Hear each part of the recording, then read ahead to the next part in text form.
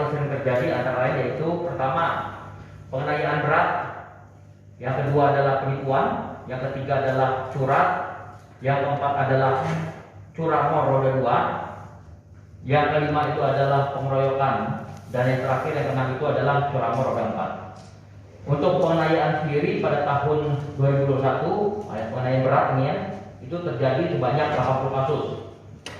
Dibandingkan di tahun 2020 mengalami penurunan sebenarnya, yaitu sebesar 10,11%. Sedangkan kasus penipuan pada tahun 2021 terjadi sebanyak 75 kasus, dan ini mengalami juga penurunan sebesar 26,47% dibandingkan pada tahun 2020. Untuk kasus pencurian dengan pemberatan pada tahun 2021 terjadi sebanyak 59 kasus dan mengalami penurunan dibandingkan tahun 2020.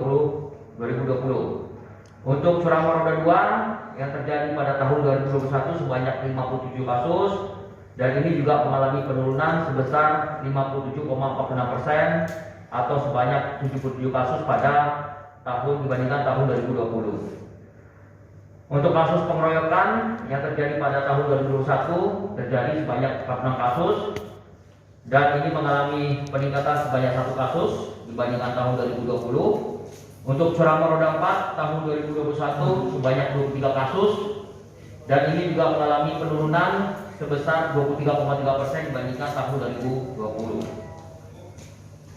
Untuk kasus anak, ya, baik itu anak sebagai tersangka maupun korban akan kami jelaskan. Sebanyak 12 anak dan anak sebagai tersangka sebanyak 5 anak, ya, sehingga untuk anak sebagai korban mengalami penurunan sebesar 20% atau sebanyak kasusnya sebanyak 3 anak tersangkanya. Dan untuk korbannya ya, adapun untuk anak sebagai tersangka sendiri mengalami penurunan sebesar 37,5% atau sebanyak 3 anak. Selanjutnya di bidang lalu lintas, ya. Untuk jumlah kejadian laka lantas yang terjadi pada tahun 2021 mengalami penurunan sebesar 10,1% atau sebanyak 29 kasus. Dengan pencirian adalah korban meninggal dunia mengalami penurunan sejumlah 8 orang atau sebesar 11,7% dibandingkan tahun lalu. Luka berat mengalami kenaikan sejumlah 5 orang atau sebesar 62,5%. Luka ringan mengalami penurunan sejumlah 51 orang atau sebesar 14,5%. Untuk penindakan pelanggaran yang dilakukan oleh Satlantas Polres Cirebon Kota pada tahun 2021 dibandingkan 2020 mengalami penurunan sebesar 55,7%. Adapun pelanggaran yang tertinggi selama tahun 2021 yaitu adalah pelanggaran helm, pelanggaran melawan arus, dan pelanggaran menggunakan handphone.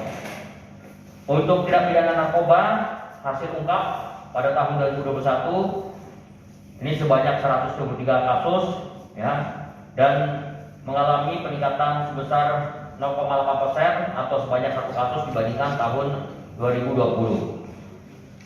Jumlah barang bukti yang bisa kita lakukan penyitaan pada tahun 2021 untuk barang bukti sabu sebanyak total 249,43 gram. Untuk BB barang bukti ganja pada tahun 2021 sebanyak 115,17 gram, ya, 115,17 gram.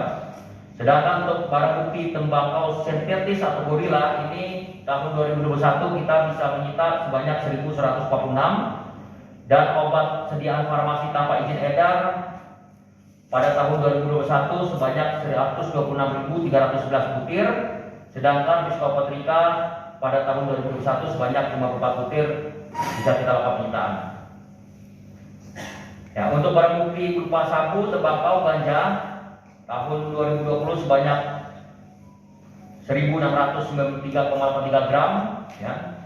Untuk tahun 2021 sebanyak 1.511,21 gram, sehingga mengalami penurunan sebesar 10,78%. Barang bukti miras yang bisa kita lakukan penyitaan pada tahun 2021 ini sebanyak 31.250 botol, dibandingkan tahun 2020 sebanyak 10.500 botol, sehingga mengalami peningkatan sebanyak 66,4% dibandingkan tahun 2020 yaitu sebanyak 20.750 botol. Rekan-rekan sekalian, ada beberapa kasus yang menonjol yang memang bisa kita lakukan pengungkapan. Yang pertama itu adalah kasus ganjal ATM, ini yang juga menjadi perhatian publik. Kita bisa melakukan pengungkapan terhadap sindikat sebanyak 7 kasus. Kita juga bisa melakukan pengungkapan yang kedua terhadap penempatan pekerja migran Indonesia secara ilegal yang dilakukan oleh seseorang sebanyak 1 kasus. Dan kita juga bisa melakukan pengungkapan terhadap kasus kekerasan terhadap anak sebanyak 1 kasus. Dan juga ada kasus pencabulan anak di bawah umur yang terjadi di wilayah hukum Polsek Gunung Jati dan Polsek Serping, ini sebanyak 2 kasus.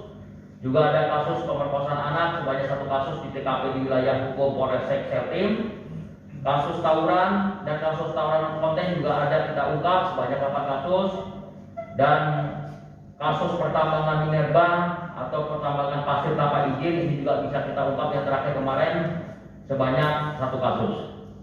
Dan perlu kami sampaikan ada beberapa inovasi yang sudah kami luncurkan selama tahun 2021. Yang pertama itu adalah kita membuat atau kita memperbaiki rumah yang tidak layak huni sebanyak 6 lokasi. Di antaranya dari Kepetakan, Gunung Jati, Kedaung, Pesisir, Lembang Wungkuk, dan Pamengkang Mundu.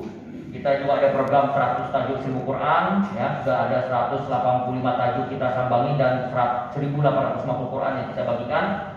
Kita juga membuat aplikasi dalam pengawasan protokol kesehatan di tempat-tempat yang sudah ditentukan dengan aplikasi e-prokes dan safety zone.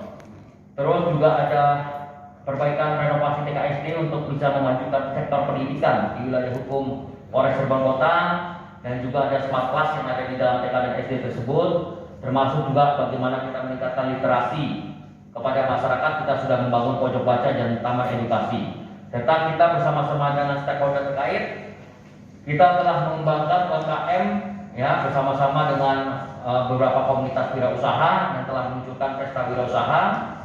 Dan juga ada program-program yang berbasis pemolisian masyarakat dan preventif, yaitu adalah program Samapta Dekat Bersahabat dengan 5 programnya, yaitu Cipali, patroli sinergi berkah berbagi, patroli tempat wisata, patroli tatap muka, patroli biru bersatu. Dan juga ada program Bimas Dekat Bersahabat dengan 5 programnya, yaitu Bimas Empati pada Anak Yatim dan Lansia atau EMPAL, Bimas Jamblang Jaringan Bangkitas Berlangsung, Bimas Sehati Selalu Hadir untuk Berbakti, Bimas Pesan Saham, yaitu untuk melakukan edukasi kepada pelajar, santri, dan wirausaha. Dan terakhir adalah Bimas Keborderasi dan Generasi dalam Beragama. Dan pada tahun 2021 kita mendapatkan beberapa apresiasi dan penghargaan. Yang pertama, kita mendapatkan penghargaan dari KPPN Cirebon peringkat kedua semester 1 tahun 2021 dengan kategori Satker dengan 40 DIPA antara anggaran. Dan juga terbaik kedua pelaksanaan laporan pertanggungjawaban mendarat tahun 2021 dari KPPN Cirebon.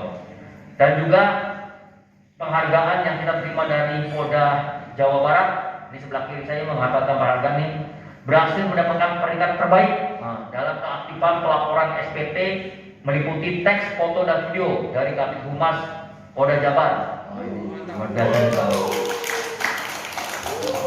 Baik-baik bersama teman-teman wartawan di Makasih Humas ini. Seperti yang kalian ketahui bahwa Kota Cirebon saat ini sudah memasuki level 1 PPKM, dan kita sudah melakukan vaksinasi kepada masyarakat, dan dosis 1 sebanyak 271.740 jiwa atau sebesar 103,64%, dan dosis 2-nya sebanyak 209.403 atau sebesar 79,86%.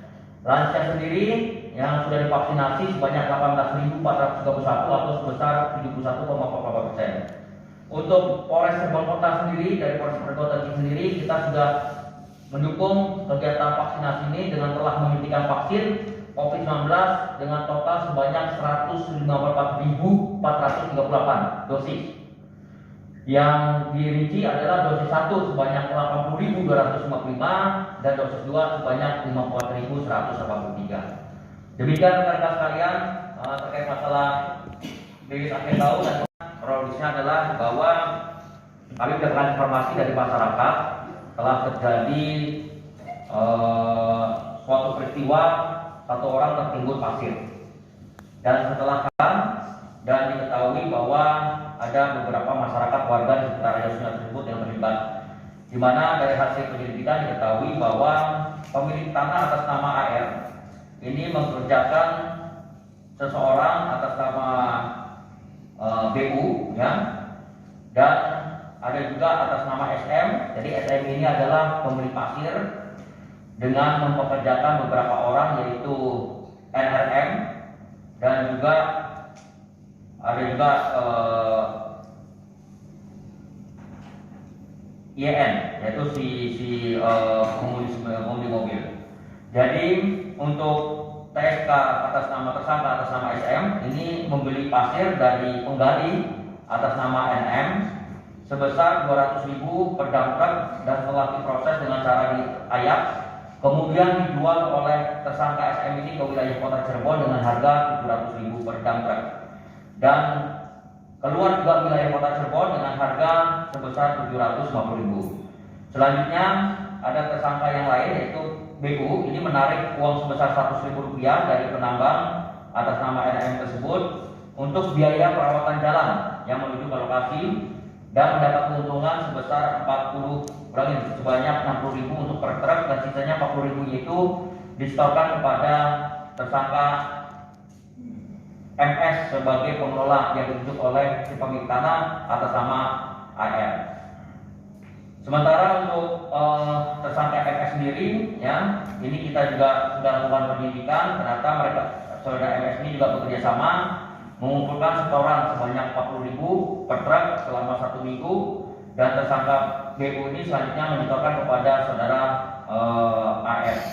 Jadi tersangka AR ini sudah menerima uang setoran dari tersangka MS selama tahun 2004. Adapun barang bukti yang bisa kami lakukan penyitaan yaitu 2 buah cangkul dan 2 buah pengki, dan juga 1 unit dump truck Snowplow E8995F. Dan pada tersangka sudah kami lakukan penahanan. Jadi ada beberapa tersangka yang sudah kita lakukan penyidikan, dan pasal yang dikenakan itu adalah pasal 158, satuan pidananya junto pasal 135 diancam dengan pidana penjara 5 tahun dan denda paling banyak 100 miliar rupiah. Dan juga pasal 161, ya, junto pasal 35 huruf C diancam pidana penjara 5 tahun dan denda paling banyak sebanyak 100 miliar rupiah, dan juga dijuntukan beberapa tersangka dengan pasal 3959, yaitu paling lama 5 tahun atau pidana kurungan paling lama 1 tahun. Dan saat ini kami masih melakukan penyidikan lebih lanjut, ya, dan di dalam ketentuan pidana sudah jelas bahwa setiap orang yang melakukan penambangan tanpa izin, ya, ini merupakan suatu tindak pidana. Ya, ada juga yaitu setiap orang yang menampung, memanfaatkan dan melakukan pengolahan atau pemanfaatan, pengangkutan, penjualan mineral tanpa izin dan tidak berasal dari pemegang BOP juga dapat dilakukan pidana. Seperti itu rekan-rekan sekalian. Jadi kejadian itu pada hari Kamis tanggal 23 Desember 2021 sekira jam 11.00. Demikian rekan-rekan sekalian yang saya sampaikan.